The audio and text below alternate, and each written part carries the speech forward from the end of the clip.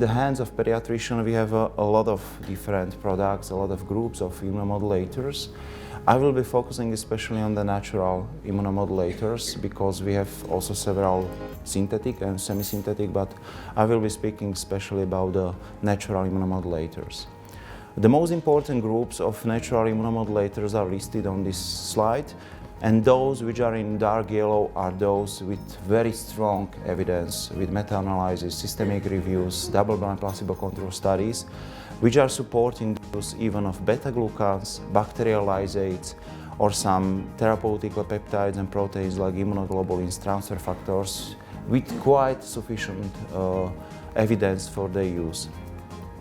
Taking into account a very variable group of phytotherapeuticals, so those which are extracted from the plants, we should say that this group is very interesting, but they possess especially the acute treatment data, and only a few of them can have some preventive data.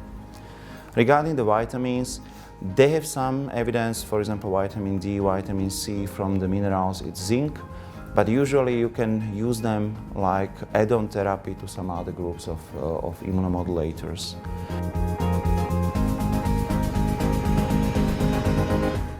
So I'll be focusing on the beta-glucans, and then I will be showing you some data from the studies which were performed with the patented molecule which is called immunoglucan. So in beta-glucans, it's a little bit more precise to speak about biological active polysaccharides because each source of beta-glucans contains also some other minor components like alpha-glucans, chitins, mannans, and so on.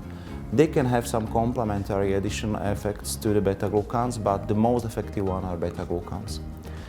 They are quite very hardly studied, not only in the context of the immunomodulation in infectious diseases, but there are quite a big number of the data with oncological therapy, with some other chronic disease and so on.